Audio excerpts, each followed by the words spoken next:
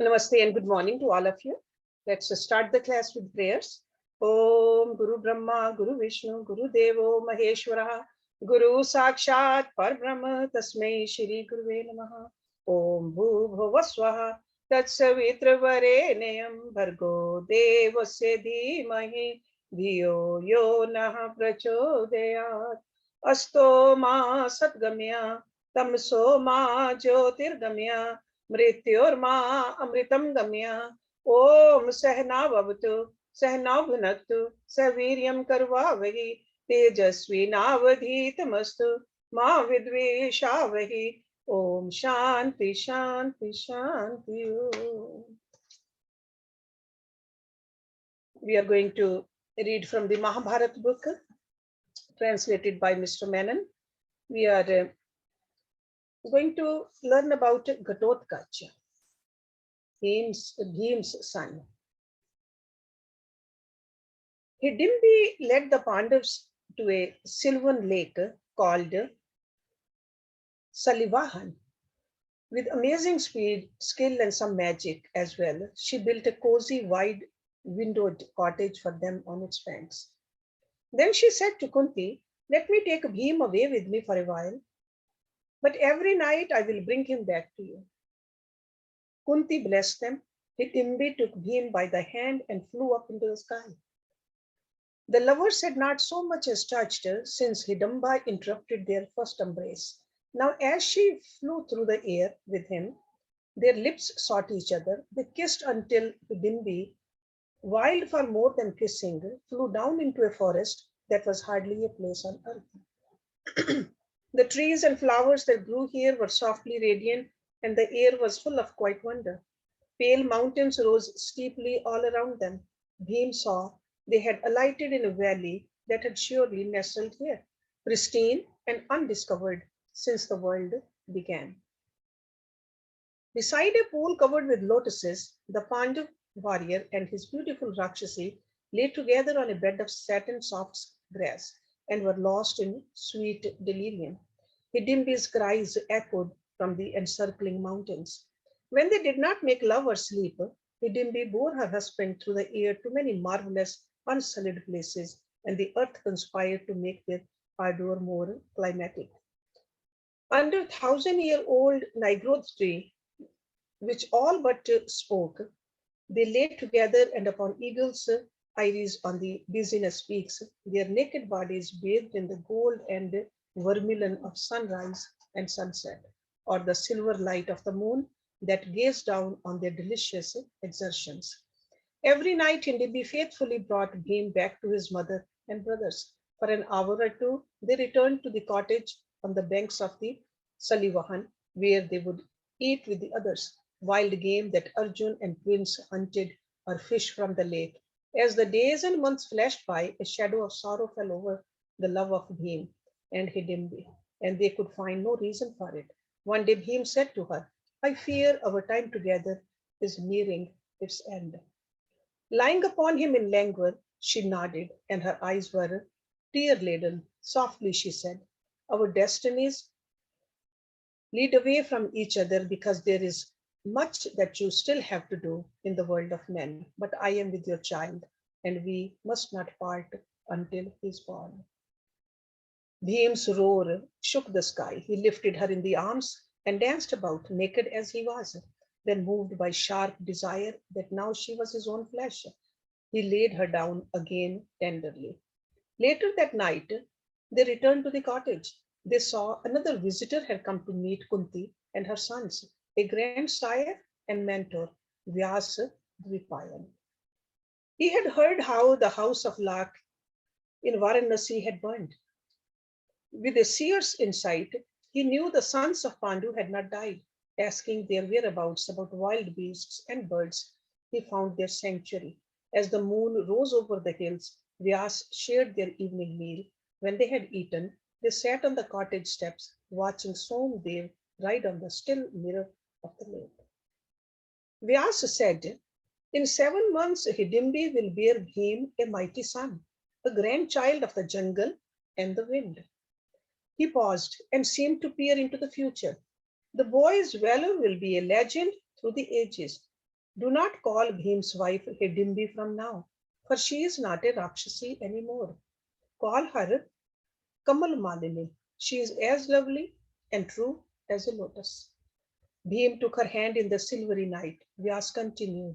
When Bhim's son is a year old, you must leave the forest, Kunti, my child. Put away your anxiety. These troubled times are only passing clouds against the firmament of your son's destiny. I, Vyas, say to you, your princes are born to rule the world, and Yudhishthir to be its emperor. Evil appears to triumph just for a day, and then Dharma must prevail again. The darkest yam of night is just before the dawn. Be calm, be brave. These trials are only to strengthen your spirits. Fear nothing. You are never alone. All the rishis of the world are with you, and the devas, who are these princes' fathers, stand by you always. There is a deeper and more careful design behind your travail than you imagine. 7 months went by after Vyasa's visit, months of love for Bhim and Hidimbi, and of beauty, but poor peace for Kunti and her sons. Though the green ashram reminded them of their early years with Bhandu, anxiety never left their hearts. Then Hidimbi delivered a large infant, dark as his parents. He did not cry when he was born, but gazed back at his mother and father, his uncles and his grandmother with grave eyes. He had not a hair on his head, and with his enormous ears, it truly resembled a smooth water pot. They named Bhim and Hidimbi's son Ghatatkacha. Ghatatkacha was no ordinary child. At the end of the first month of his life, he was a full grown youth.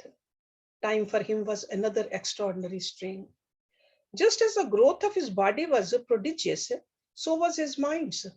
The weeks Ghatotkacha spent with his father, his uncles, and grandmother were like years, and by their love for him, they were drawn into his fabulous time. Those were joyful days and full of sorrow as well. They all knew how few these days must be. What filled their hearts more than Ghatotkacha's phenomenal gifts was his loving nature. He learnt wrestling from his father, archery from his uncle Arjun, and mastered them with swiftness which, if anything, exceeded that of his growth. But Ghatotkacha had a favorite among his uncles in that ashram, Yudhishthir.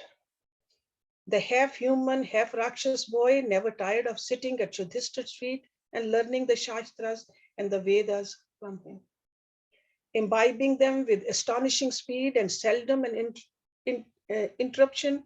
He would sit raptly with his big eyes fixed on the eldest Pandav's tranquil face and drink in everything he heard.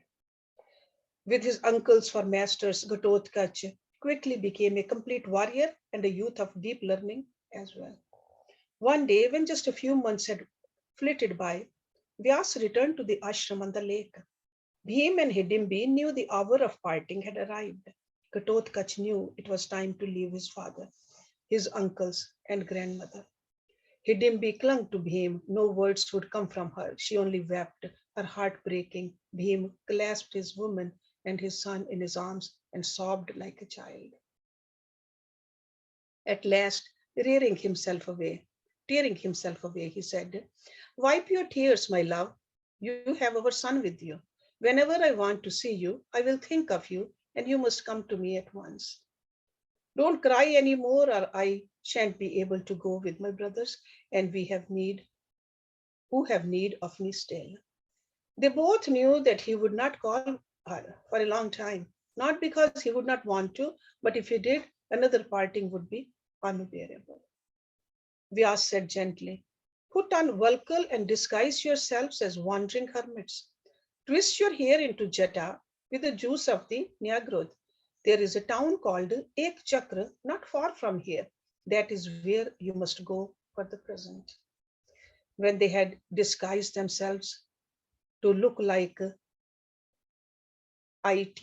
itinerant Brahmins, they bade farewell to Hidimbi and Ghatotkacha. Then, wrenching themselves away, following Vyas through the forest, they made their way sadly towards Ek Chakra. They journeyed across clear, chatty streams and still bright glades that seemed to have been painted onto the earth with a guard's brush strokes. They passed through numinous jungles full of invisible presences, hidden kinners and vidyadhars and other wood spirits. At last they saw before them a warm, picturesque valley, and in it a fine little township. Ek Chakra was a collection of perhaps 200 dwellings. Smoke issued lazily through their chimneys and curled up into a vacant sky. Vyas led them to the house of a Brahman he knew where he had already arranged for them to live. When the Brahman welcomed them and showed them a sunlit, airy room where they could stay, Vyas said with a smile, Ek Chakra is a quiet town, but I think you may find some liveliness here before long. Live meanwhile by alms, as Brahmins should, and I will see you again in a few months. Then he went away. A sleepy town. Kunti and her sons kept much to themselves and lived by begging for alms. The people of Ekchakra took readily to the quiet youths and their mother, but those town folk were no fools. Whenever they met together, they said, These are no itinerant rishis, but high-born kshatriyas. Perhaps they are in flight from some danger. Yet they are not arrogant, nor are they condescending. Their devotion to their mother is wonderful to see. Let them remain among us for as long as they want. Though the people of Ekchakra accepted them warmly, anxiety was never far from the Pandavs' minds. They would go out for alms in the morning. How alien to their royal natures this begging was, but it made them humble and taught them about the world. As soon as their begging bowls were full, they would not delay a moment but hurry back to Kunti, lest any of the Duryodhan's agents wandered into the little town. Often with the tears in her eyes, Kunti would divide the food her sons had begged. Bhim would always get half of everything the brothers brought, and the rest was shared equally among the others. And they were not unhappy, though for Bhim the food was never enough and he grew rather lean. Nearby there lived a potter who became friendly with them. He grew especially fond of Bhim, who helped him carry loads of hay. He was sad to see the young giant waning from not getting enough to eat. This potter was an intelligent man and something of a comic. One day he arrived at the Pandav store with a begging bowl he had made for Bhim, 3 times the size of an ordinary one. The next day Bhim went begging for alms with his outsized bowl. Giggling to see him with the huge thing, the women of the town filled it to the brim, some of them with amorous looks at the strapping Brahman. Then on those women began to cook a little more food, and the big Brahman would oblige them by splitting firewood or doing heavy work around their houses. He was careful not to become otherwise involved, despite all the subtle and flagrant invitations he had almost daily. Some mild flirtation was harmless enough, and Bhim did not deny himself that pleasure. One morning, just Bhim and Kunti were at home in the Brahman's house when they heard loud sobs from the next room, where their host lived with his family. Kunti raised a finger to her lips. The Brahman and his wife were crying. Kunti had grown very fond of the man, his wife, and their 2 children, an older daughter, and a young boy. She came to listen at the closed door and divided the Brahman's house. She heard him say, Curse this treacherous world, curse this life. Its roots are only torment and misery. Woman, years ago, I said to you, let us leave this accursed town. You answered that you were born here and here you would live. And now, oh, how now death is upon us and there is no escape. His wife said, Death is certain for all that are born. Don't grieve. I will go in your place. Her husband gave a louder cry still. How can I sacrifice your life for mine? The rishis of old have said that women should never be killed. If the devil won't hesitate to kill a man, he may not kill a woman. I have borne your children, and my nature's deepest needs have been satisfied. Death holds no terror for me. I will go to the Rakshas. Hearing the word Rakshas, Bhim sat up in the next room. Now the daughter of the house, a girl of 12, ran to her parents, hugged them, and wiped their tears. My brother is just 4. He will die if either of you leaves him at this tender age. The son of a family is its soul, and the soul must be nurtured. Let me go to the Rakshas. You are more precious to me than my own life, and I will feel no fear or pain. All three clung together and sobbed. Then the little boy stopped his thoughtful game in the yard. He was a tussle haired, beautiful young fellow. He ran in and lisped, "Don't cry." He held a long blade of grass in his hand. Brandishing his green sword, screwing his face in the sweetest snarl, he cried, "I will slay the Rakshas." The other three hugged him and began to laugh. Kunti walked into their room and said, "I couldn't help overhearing you. You spoke of a Rakshas and some terror he held for you. Share your grief with me. Perhaps I can be of some help." The Brahman sighed, "Alas, we are beyond help. For this week our turn with the buck has come. But tell me anyway, to share a burden is to make it lighter. The least we can do in return for all your kindness is to listen to the reason for your sorrow." "Devi, your heart is kind, but death has come and knocked at our door today. Yet, as you say, to share a burden is to lighten it. So listen to our story if you have a mind to. Our first misfortune is that our king is an imbecile, inept, weak, and callous. The second followed upon the first 13 years ago. The Rakshas buck came down from the northern ranges and found a dry cave to his liking on yonder mountain. It was a terrible day when Buck first descended on Ekchakra. He came like Yam. He killed anyone he could, drinking their blood, flinging half-eaten corpses around him. Then he went back to his cave and slept for a month. Again he awoke hungrily and came roaring down on us for a feast. When he had come and gone a dozen times, our elders met together and decided to go to Buck with a proposition. They climbed to his cave and said, "Great Rakshas, we have come with an offer. Every week we will cook a cartload of food and send it to you. In return, you must promise not to attack our town."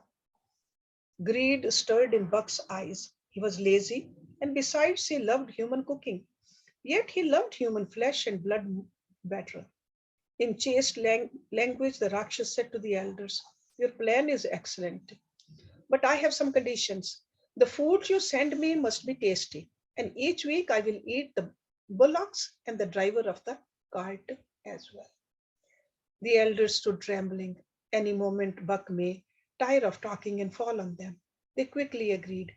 "Each week a different household will supply a cartman and bullocks. But Buck, there is one other matter. As long as we send you the food, you must agree to be our guardian. Not only must you never come yourself into our town, you must protect us from any other danger." Buck thought about this for a moment. He said pityingly, "Have you no king to look after you?" "Our king is wanton and an idiot. Ours is a cursed generation." "Very well. If I enjoy the food you send me, if it is not too spicy or too bland, I will protect your town. Be sure the bullocks that draw the cart are fat, and the rice you heap on it forms a hill. If I am still hungry after eating what you send me, I will come to Ekchak. Go now and send me a cart of food this evening." Thus we began to feed the Rakshas every week and had his protection in return. Each week a different household provides the cart, the bullocks, and the cartman. His face like ashes, he whispered, "This week the turn is mine." Kunti listened sympathetically. The Brahman continued, "Devi, if I take the cart to Bak and he eats me, my wife and children will starve. If my wife goes in my place, I will die of grief and my children will be orphans. So we have decided all of us will go and die together." He paused and his eyes were full again. "But despite all the philosophy in the world, life is sweet and the thought of dying dreadful." The Brahman fell silent. Now Kunti said brightly, "Brahman, you have been kind to us and the time has come to repay your kindness. I have 5 sons. I will send one of them, the second one, I think, to Buck with the cart of food. Oh no, you are my guests. How can I send your son to die in my place? Devi, don't add to my grave. Kunti smiled at her host. My second son is not an ordinary boy. Trust me. I am not sending him to his death. My child was born blessed by the Devas. She leaned forward and now and whispered, he has superhuman strength. He will kill Buck and return safely. You prepare the food and the cart and leave the rest to my boy. The Brahman and his family listened round eyed. It seemed they had come to the brink of death and been reprieved. Kunti said, just one thing. You must never reveal my son's secret to anyone, or he will lose his strength. After a moment's silence, the Brahman said, if what you say is true, this is a miracle. If you are sure your son will come to no harm, we accept your offer. Not a word will pass our lips about who went to Buck with our cart. Kunti went back to Bhim and told him about Buck the Rakshas and how she had offered to send him in the Brahman's place. He hugged her. Thank you, mother. I have felt so restless here, and now I can have a good fight again. More than that, his eyes shone. The Brahman's wife is an unearthly cook, and tomorrow I will have a cartload of her food to eat. Kunti laughed to see he was drooling. Come, let us give them the good news. The Brahman embraced Bhim and blessed him 100 times.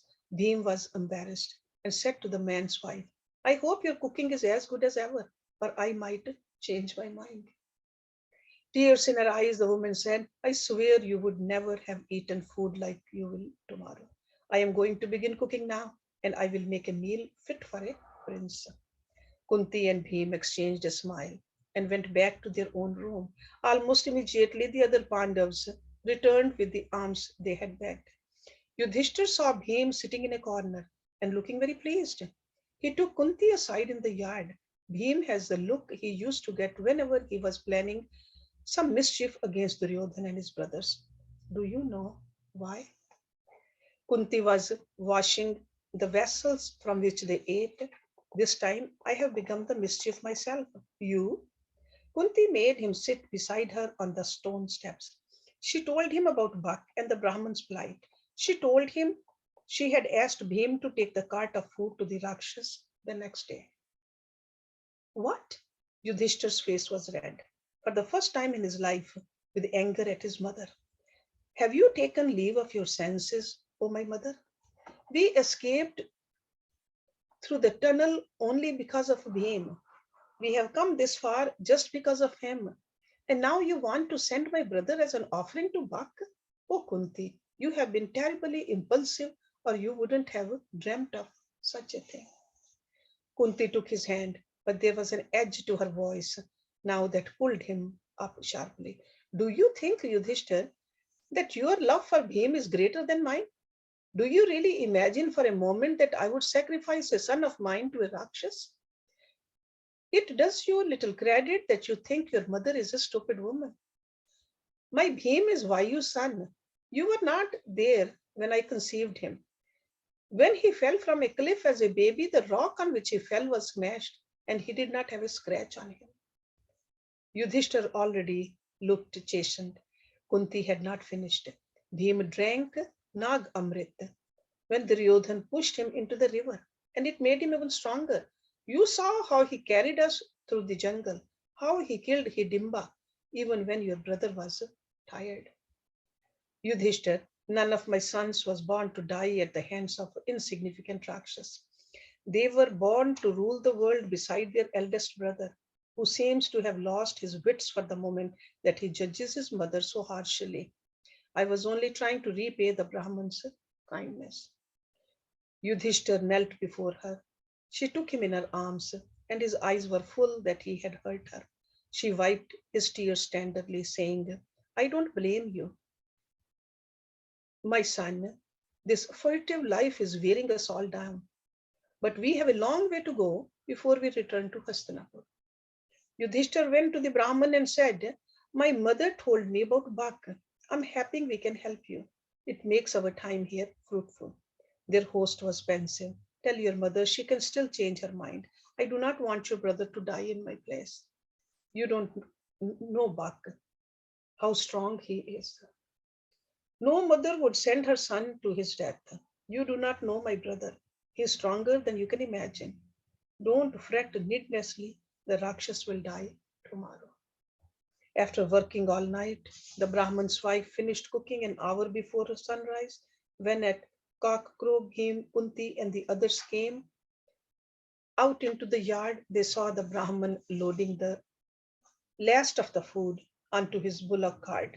Bhim's face was a sight as he sniffed that hill of rice covered thickly with the mouth-watering curries. He cried, I must be off at once. What if Buck grows hungry and he comes down the mountain? Without further ado, Bhim mounted the cart.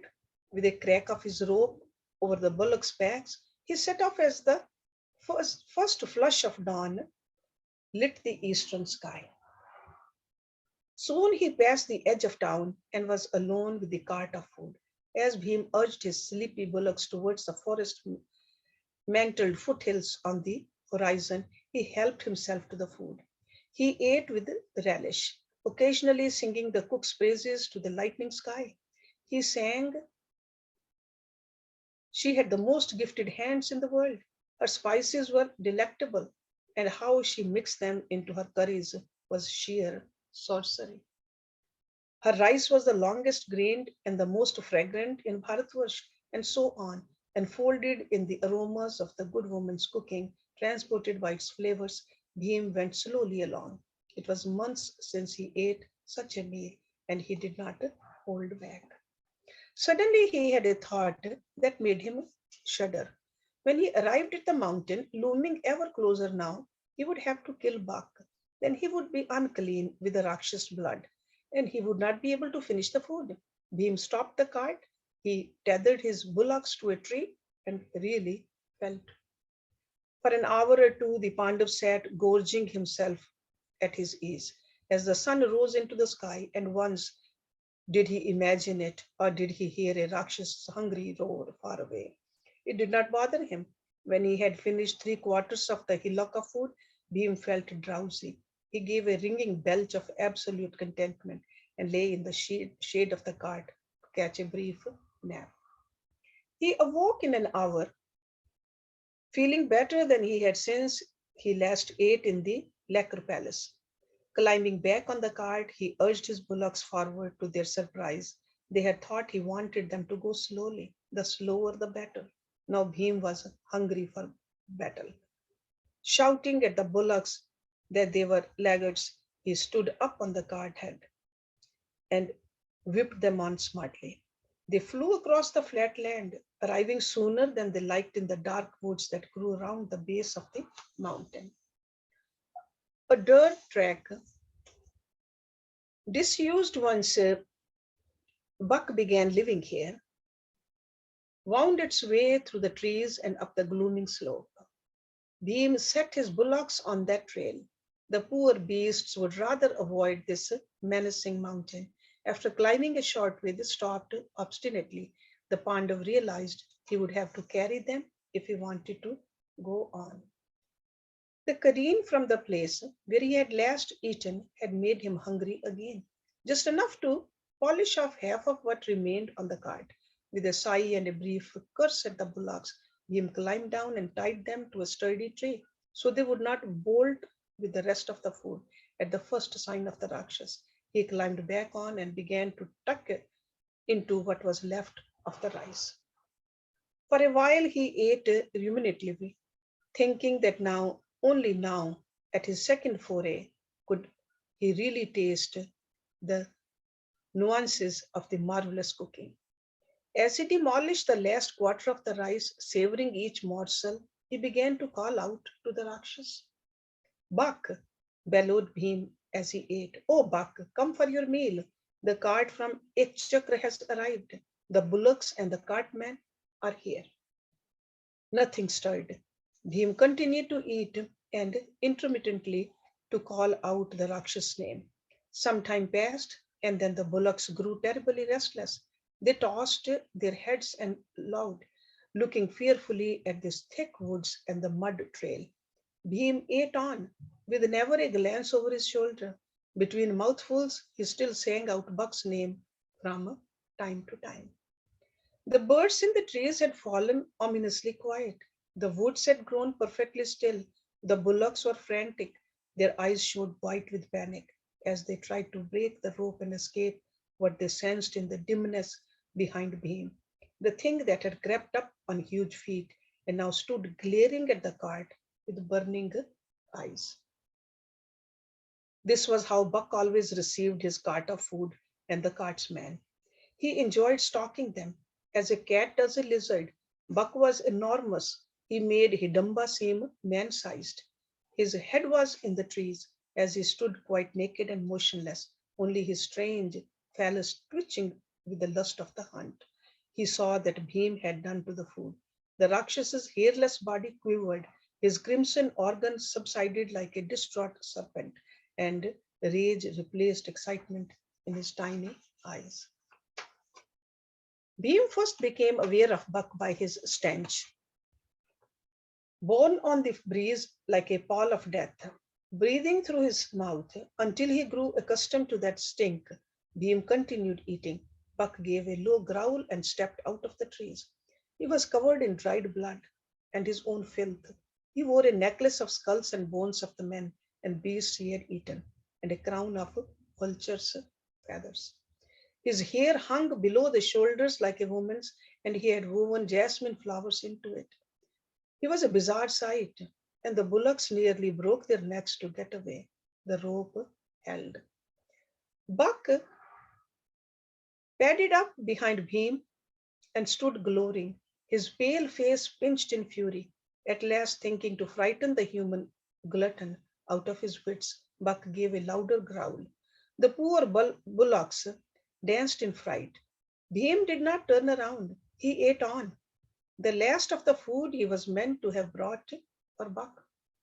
The final mouthful down, the Pandav belched again. He yawned and stretched. Now Buck cried in his high lisp, "Dare you eat my food?" Wiping his mouth, Bhim turned around. Buck saw the human was unafraid and that his eyes glittered disconcertingly. Bhim said coolly, "Just look at you, Buck. You are so like the Rakshas in my mother's stories that you could have stepped out of one of them. You are fat and useless with the living of the town. Why, you could not hunt any more if you wanted to. I think, Rakshas, that you are fat enough for killing, though you stink so much that not the vultures and jackals would like to feed off your carcass." With a screech, Buck aimed a blow at Bhim that would have torn any other man's head off his neck. Bhim let it land on him, while the bullocks bucked and bellowed. The Rakshas blow did not so much as knock Bhim over. With a howl, Buck ran off and wrenched up a tree. Roaring like 10 tigers now, he hurled it at Bhim, as his kind do when they fight each other in jungle hearts. The wind's son raised an arm, and the tree smashed into slivers against it. Fear gripped him now, and Buck roared louder. Never had he encountered anyone of the puny race like the specimen before him. He pulled up more trees and flung them at the Pandav like spears. By now the Rakshas frothed at the mouth as terror drove him mad. Laughing in his face, Bhim also began to pull up trees and cast them back playfully at the demon. Buck saw Bhim's body grow bright. His sinews were made of eddying airs that rippled with the power of Vayu who wears down mountains. Buck thought he saw Bhim big as the sky, laughing at the Rakshas that he dared challenge him. Quickly, the place where they fought was denuded of its trees. Bhim's laughter grew louder, and Buck's roars and screeches more desperate. The naked devil's black blood flowed, mingling with the filth in which he was caked. When the last tree was too far to reach, with the longest howl yet, Buck turned into a pack of silver wolves. Bhim struck them with a sapling as if he was beating a dog, and yelping, Buck resumed his own form. By now he had no hope the dreadful human would flee. He rushed at Bhim as he might rush into the jaws of death. Bhim seized him and snapped his spine like an elephant would a cane of sugar. Birds flew screeching into the air at the report, and the Rakshas's dying scream. The bullocks had fallen silent, knowing with sure animal instinct that their cartsman would prevail. Now he came to them and they nuzzled against him. Then there were other sinister presences in the woods, and the bullocks grew restive again. Bhim saw a knot of smaller Rakshasas, Buck's people. They had watched the battle and were in dread of Bhim. He cried fiercely, "Leave this mountain or I will kill you all." He took a threatening step towards them. They fled howling and never came again to those parts. Flushed with victory and all the fine food on which he had gorged, Bhim hauled the Rakshas's broken body to the cart and lifted it on. He turned his bullocks around and pointed them back to Ekchakra. As they trundled along, Bhim leant his head against dead Buck's thigh, and he was soon snoring under the westering sun. Night had fallen when Bhim arrived at Ekchakra. He stopped the cart at the edge of town, rolled Buck's carcass off, and left it at the city gates. Quietly, he went back to the Brahman's house. His mother and his brothers hugged him. The Brahman and his wife fell at his feet. Bhim said to the Brahman, "Remember, don't breathe a word to anyone." Kunti had hot water ready for her son's bath. As he went in for it, he turned back once more. With a grin, he said to the Brahman's wife, "I hope we don't have to wait for another Rakshas before I taste your cooking again." He went in, bathed, and then fell asleep, digesting the awesome meal he had eaten like some python. As he slept, he smiled in a sweet dream of the food. His mother and his brother sat watching him fondly for a while, and then they slept too. The next morning, a commotion broke out in the sleepy town of Ekchakra when someone found Buck's body at the gates. The town folk soon discovered whose turn it had been to feed the Rakshas, and they thronged the Brahman's house. They wanted to know how Buck had died. The Brahman said, "Yesterday I sat crying with my wife because it was my turn to take the cart of food to Buck. Suddenly, a young Brahman came to me and said, 'Friend, do not grieve. I will take the cart for you. And what's more, I will kill the Rakshas.' He assured me he was far stronger than any Rakshas on earth, and I need have no qualms about letting him go in my place." Sure enough, this morning my bullocks and cart had been returned, and Buck's body lay at our gates. All that day, they were singing and dancing in Ekchakra and offerings to the gods. No one suspected who the Rakshas slayer was. The Pandavas continued to live peacefully in their grateful host's house, and Bhim frequently had the most inspired dishes sent to him by the Brahman's gifted wife. A strange story.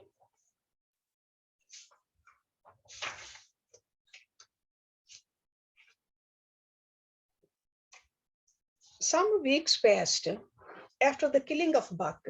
One evening, as twilight fell in Ekchakra, a handsome mendicant arrived at the door of the Brahman with whom the Pandavas lived. Always hospitable, the Brahman took the traveler in for the night.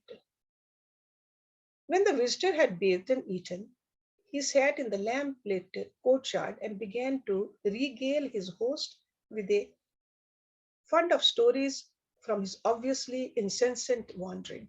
Many of these touched upon the holy tirthas of the Bharatvarsha. The host begged the Muni's permission to call his other guests because surely they would be enthralled by his fabulous lore. Soon Kunti and her sons also sat raptly around the decanter. The Pandavas were keen to hear what the world said about the burning of the lacquer place in Varanasi. It was only later the stranger came to that. He began with some glowing accounts of miracles he had either heard about or seen at the blessed Tirthas, and he was gifted Puranika. Then he changed tack suddenly. "Tonight I am abroad on a royal mission. A king has sent me, and others like me, across the length and the breadth of Bharatvarsh with a very special message. meant just for one Kshatriya's years. Sahadev asked, "Who is the king and the Kshatriya?" Yudhishthir said quietly, "Let us also hear your message, Muni." The wanderer retied his top knot with the slim hands and began, "I am abroad on a mission for King Drupad of the Panchals." The Pandavas all gave a slight start. If the mendicant noticed in the lamplight, he gave no sign of it. "Drupad has sent me to spread the word about his daughter Draupadi's swambar in Kampalya.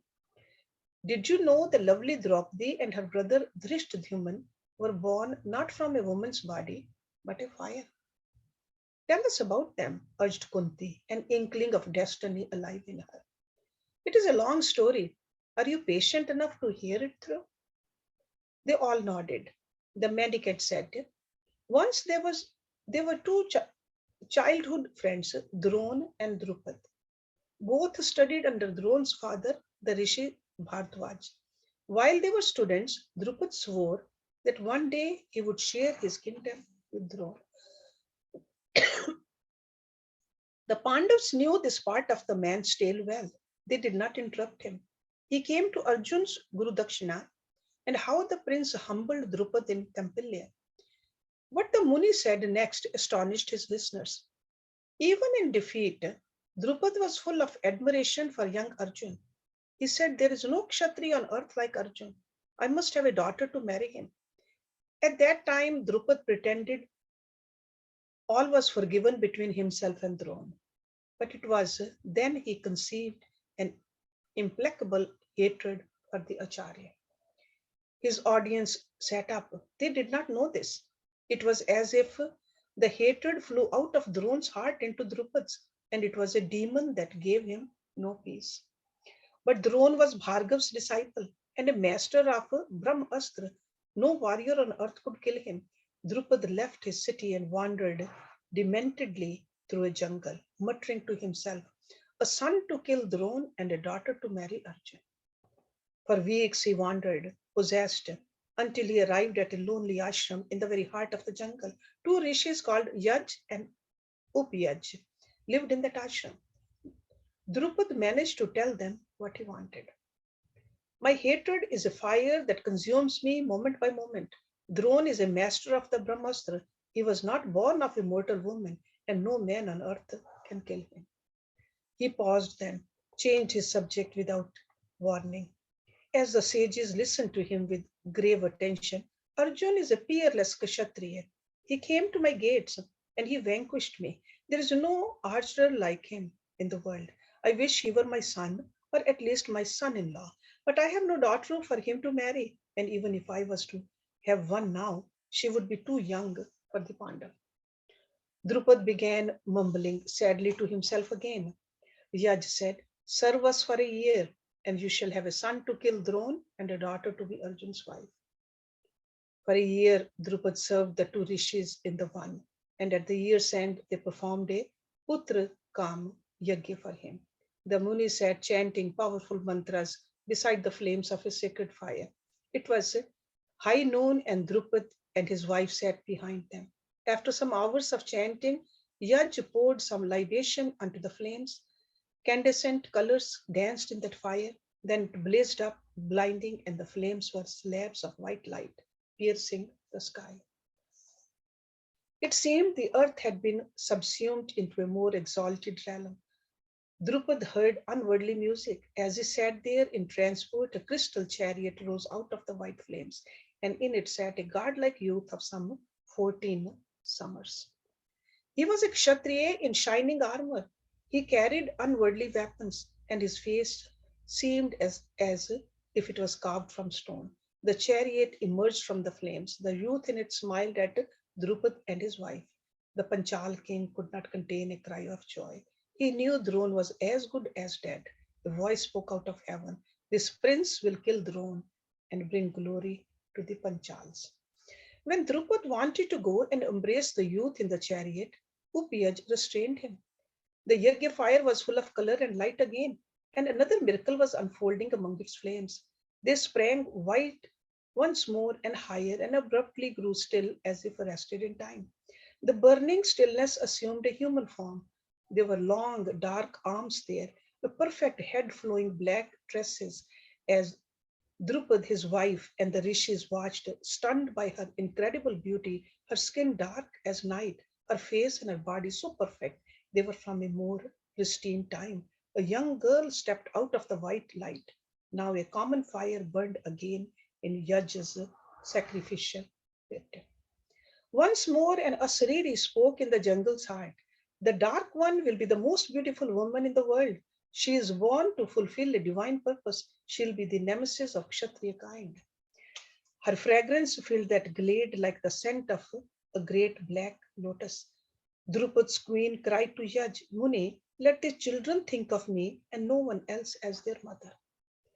Yaj said, so be it. Call your son Drishtadhyuman and let your daughter of destiny be named Krishna for her dark skin. But her father loved her so much that soon she was not called Krishna anymore, but Draupadi, Drupad's daughter, and Panchali, princess of the Panchals. The wandering ascetic paused. Bhim said softly, so Drupad became a father of twins. But good Brahman, I have heard Drishtadhyuman is Drona's Shishya. The man laughed. Drona knew Drishtadhyuman had been born to kill him. The Acharya also knew that no man escapes fate.